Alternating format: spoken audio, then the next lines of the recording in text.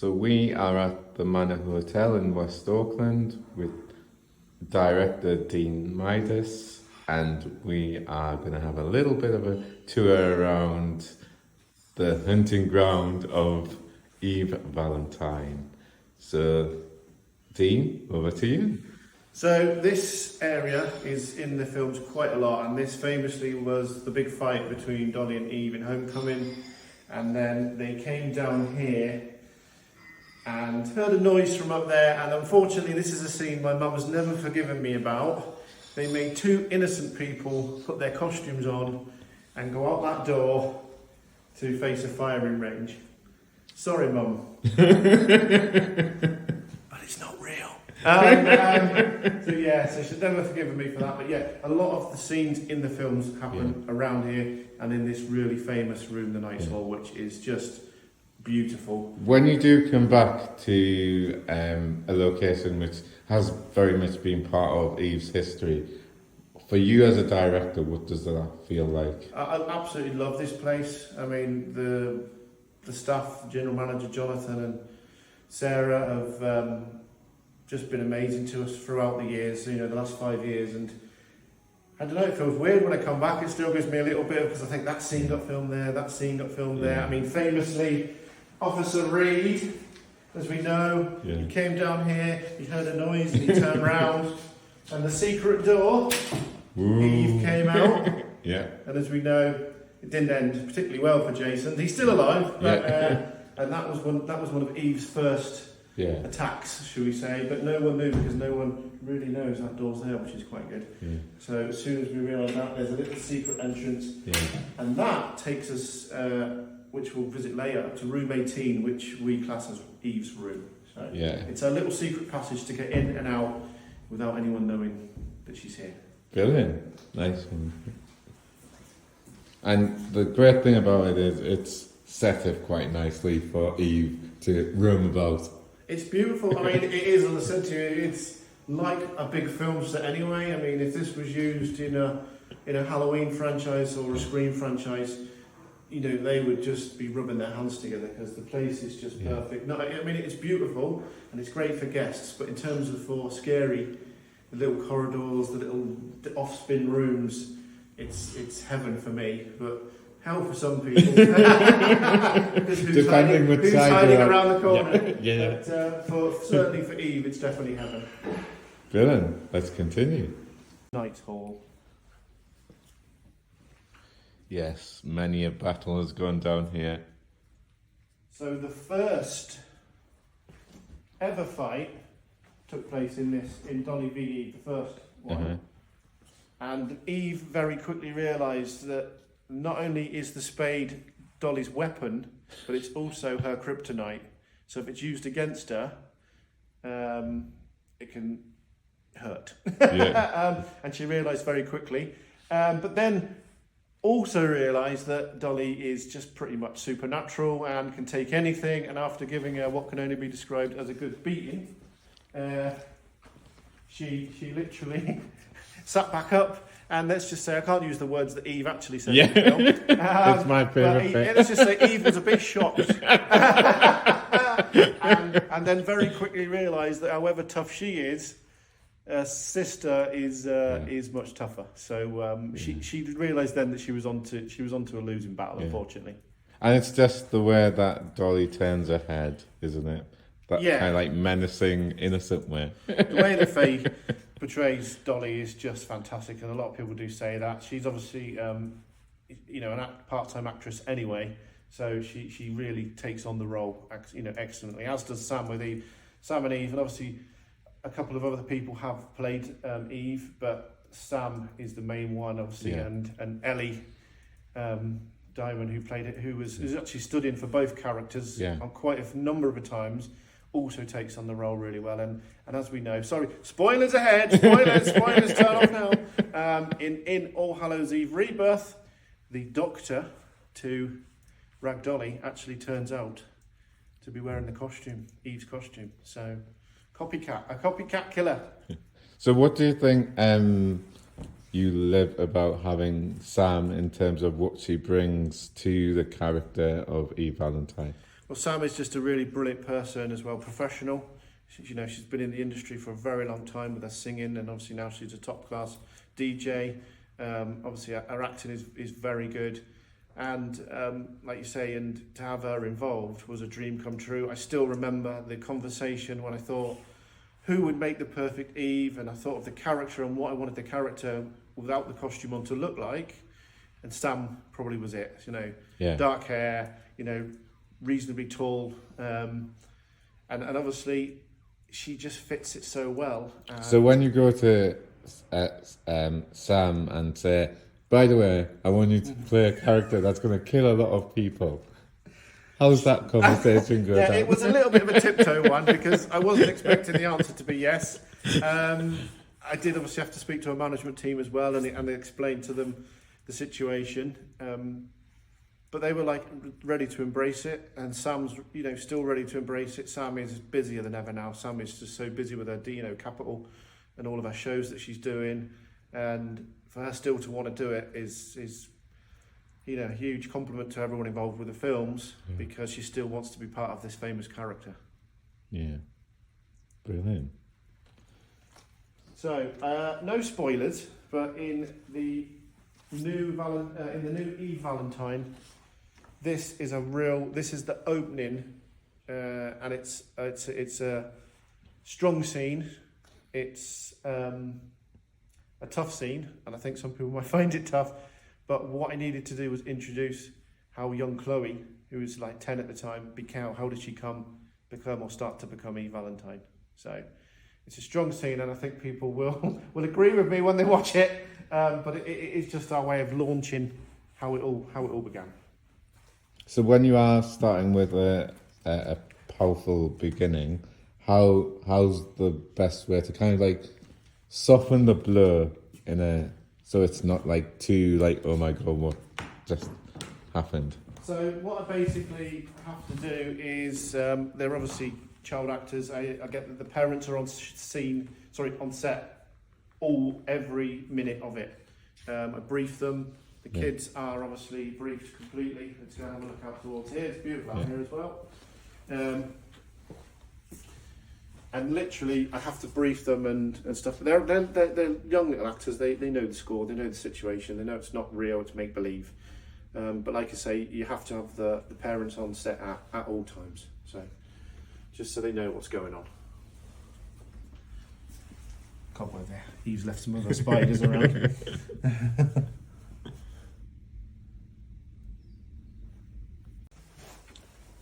So now we're going up the secret staircase to see where it takes us to next.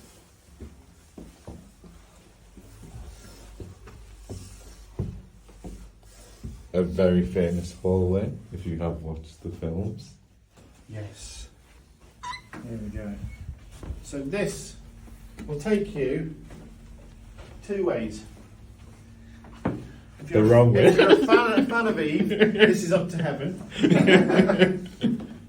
If you're not a fan of Eve, you need to stop at the bottom of these stairs. So if you ever come to the Manor House Hotel, you have to stop here, okay? Because at the top of these stairs,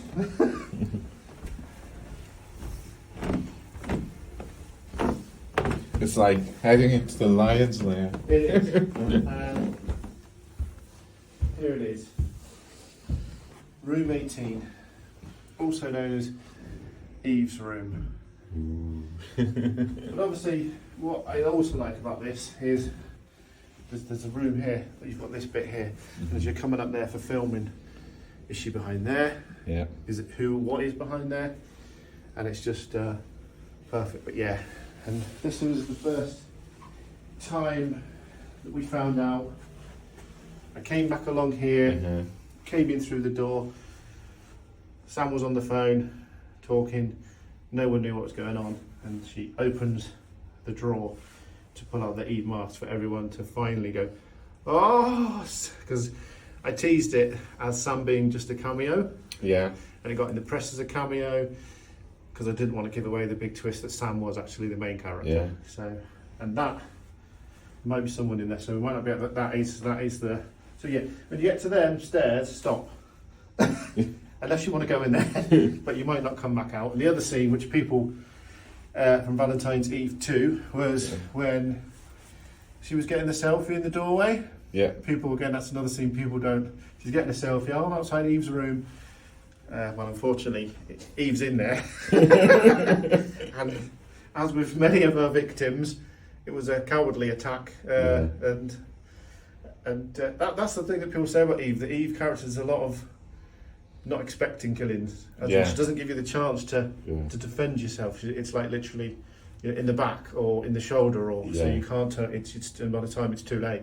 Yeah. So she is a little bit of a tinker. Yeah. They've usually got some serious injuries or need an ambulance. Do you think there's ever been a character that Eve regrets she killed? There are a couple of characters. I do regret killing Jenna.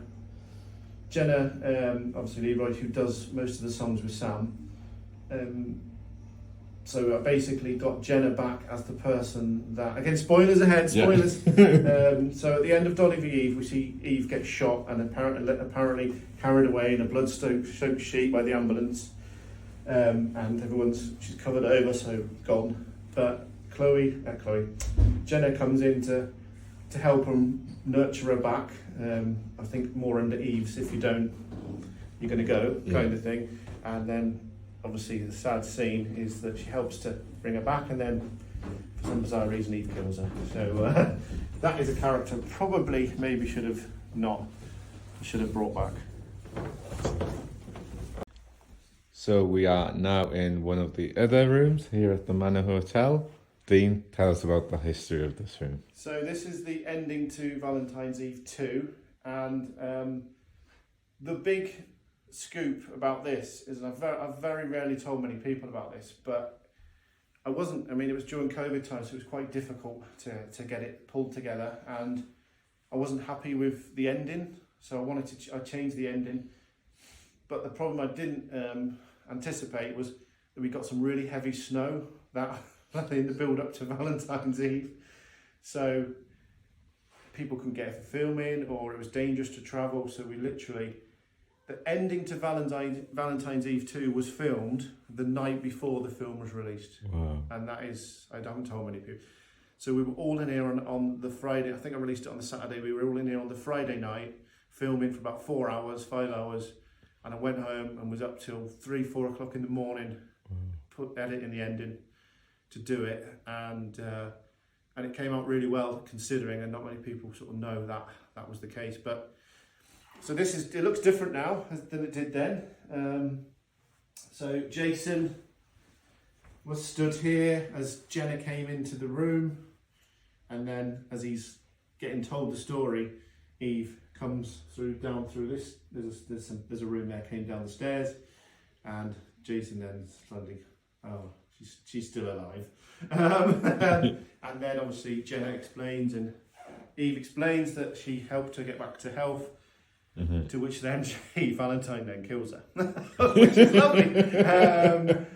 So yeah, and then obviously that is the famous ending where Eve says to Jason, "If you tell anyone, I'll come back for you and your family." So he's literally in a really bad position. Like, what does he do? Does he keep his mouth shut, or does he? So yeah, it's a bit of a twist, but it ended really well, considering, like I say, we filmed the whole thing the night before. But also on that note, with that scene you mentioned, it must feel in a way that Eve does have a soft spot for Officer Reed. Yeah, I'll be honest with you, there's so many times that she could have killed him. There is. People have said to me in the scene where we've just been by the night stool and the secret door, she came down the staircase, he was blissfully unaware what was going on. If she wanted to, she could have killed him, but she obviously stabbed him in the top of the shoulder, which she would have probably known he wouldn't have died from. Yeah. So she has had many opportunities, and even this scene in here, she would have had a good opportunity. Jenna was obviously, she'd obviously attacked Jenna. She could have attacked, but she chose to sort of just threaten him and walk away. So there is something I think stopping her from doing it, and we'll have to watch out what it is. But I do think there is something. Eve has had many opportunities to kill him and hasn't. So. But then looking at it from another way, that you need at least one survivor to keep the myth alive. You do. So I think as long as Officer Reed and the ex-chief inspector are still on the scene, the legend and the myth can continue, because we're running out of characters now. You're killing them all. We are running out of characters to bump off. So I think at the moment all we've got is the MP for Wellington, who's still alive. Obviously Adrian, the new chief inspector, who Officer Reed loves. Not. If you've seen All Hallows Eve Rebirth, the famous line in the car, which we're not allowed to say, but let's just say I don't think Officer Reed's a fan of the new chief inspector. So yeah, we've got a few regular, and obviously in intimate we've had to bring in some new characters, and obviously we had to sadly kill off Freya at the start of All Hallows Eve Rebirth, but that was more of a logistical thing, because Freya's gone off to university, and so it was a great way for her to bow out really in a big thing of look. The opening kill in a horror film always goes down in fame. So I just thought, if she's gonna have to go out, we'll do it at the opening of All Hallows Eve Rebirth. Brilliant. So when you are in a venue such as the Manor Hotel, and given how much unconditional support they've given you, where you can just give life to a whole new, give a room a whole new life. What does it mean to you to be able to work with local businesses such as the Manor Hotel? You know what? They'll never know, and I can put it on words on a tweet or a post a million times, but they can seriously never ever. So videos like this I can never thank this hotel enough for what they've done for me with these films. They literally, if they're able to, they literally, as long as I let them know I'm able to, they let me come in whenever I want and film whenever I want and do pretty much whatever I want with this Mars killer hovering around have to try and stay away from the paying visitors who she's bumped into a few times. Thankfully, it's good, and thankfully one of them, an Officer Reed, was there. They actually recognise, and this is where it all gets bizarre, they actually recognised the character, which was cool. And in fact, I had Dolly's mask, and they went, "Oh, there's Rag Dolly," and I was like, "That's really scary," because you get wrapped up in this. People are watching them. People like them, and then but when you see a member of the public who sort of says, "Oh, look, there's Dolly, there's Eve," and you're like, "Wow, it's mind blowing." But yeah, people like this, the Parkhead, the Dairy Barn, all these places that literally just say, "Let us know when you're coming, and you can come and take over." The Witham. We were at the Witham filming the ending to the Devil's Stone, which I know is not part of this, but they let us go there for the whole day for completely free. We just took over the whole venue. It's an open, working theatre with a cafe, and not many people can just appreciate. It's just not many people appreciate what it means to us, because we haven't got the Hollywood budgets. We haven't got the budget to come in here and go, "Manor House, shut down for a day," and they'll go, "Okay, that's going to be 50 grand. Okay, don't shut down for a day." So to let us come in and make these little cult fan favourite films is just mind blowing, and as I say, I can't thank them enough. Yeah. This is probably a cruel question to ask, because I know you ask me it all the time. Which is your favourite ever film that you've maybe filmed in this beautiful location? I think I've got two. I think the Dolly v Eve Homecoming was a really well put together film, and I don't mean just by me. I mean the music, the actors were right on song. How the scenes panned out. Some of the scenes were then on the spot, completely done by accident. The ending, when you think Dolly and Eve have been shot outside, and then you see a shadow go across. It's actually coming down from. They come down from here, go across that wall, the shadow that comes across, which I caught a little bit by accident. You put the hairs on the back of my neck, because then literally a second later the character comes into shot and everyone watches. It's like, they're not dead.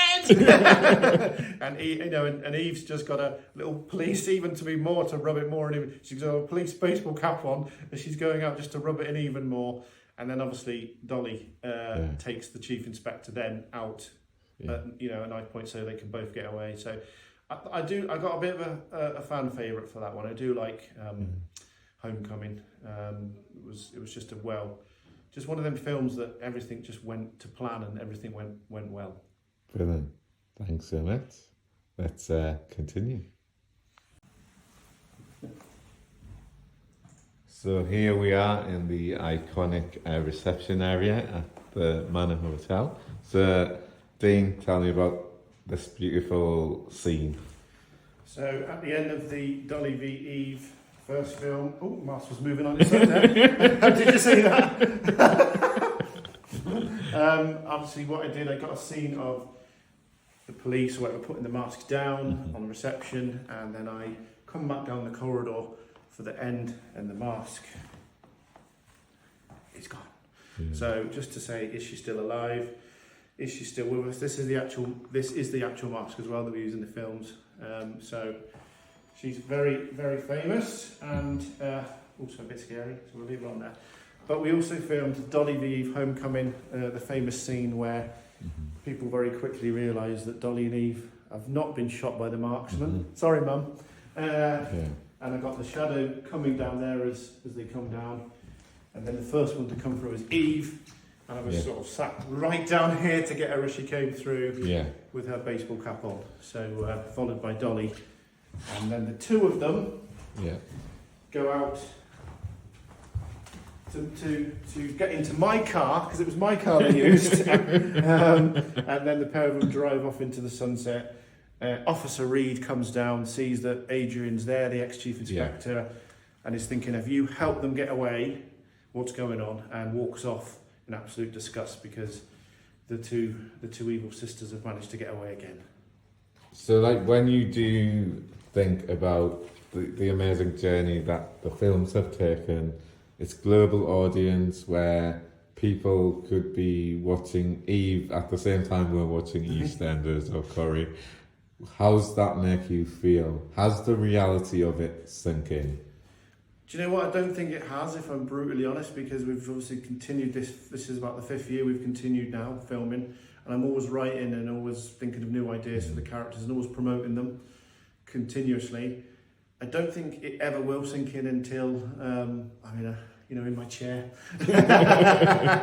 reading the paper, looking back over the years. But I think what it personally means to me is that these people that have come on our journey with us, or are joining the journey, every single one of them that is watching it, sharing it, talking about it, the funny little comments I get sent from private messages, it just means the absolute world to us. And without this support, we couldn't be doing what we're doing. So to everyone that has just discovered the franchise for the first time, what's the greatest way to really, what would be the good starting point, I guess, to really understand the characters? Yeah, so I think the Rag Dolly and Eve franchise, Valentine's Eve will be a great way to start Eve's journey. That gives you the whole story of how it all started, the original Eve, because Eve, the original Eve, was in 1952, and Chloe has come along years on and taken on the mantle of this evil character. But if you start with Valentine's Eve, that will start you off on this journey into this, not only into their brutal journey, but it will take you on the journey to this beautiful hotel, because this hotel is absolutely beautiful. Brilliant. And to the local community that have supported you, especially places such as this beautiful venue, what would you like to say to them? Massive thanks, because without their support I just couldn't be doing what I'm doing now. And as they continue to support us and we grow and grow and the audience grows, one thing I will massively do is never forget the support that's come from the offset, because you can never forget where you've come from, however big it gets. Even if it stayed where it is now, I'd be more than happy, because I could have only have dreamed for this. The exposure that we've had to be seen in the Middle East and all these, in America and all these kind of audiences, I could only have dreamed of it. So, you know, if it all ended tomorrow, I'd be eternally grateful to everyone that's been part of the journey. And you are, as we briefly touched on, you are in the middle of making the next film. I know you can't give away too many spoilers, but have you added that extra bit of Dean Midas mystery? Yes. So, I mean, obviously it's in the press. So basically, Eve Valentine, as it is called, we'll have a brief look into Eve's past and how Chloe became this iconic character. That's all I can say. You tease. On that note, thank you so much. Thank you.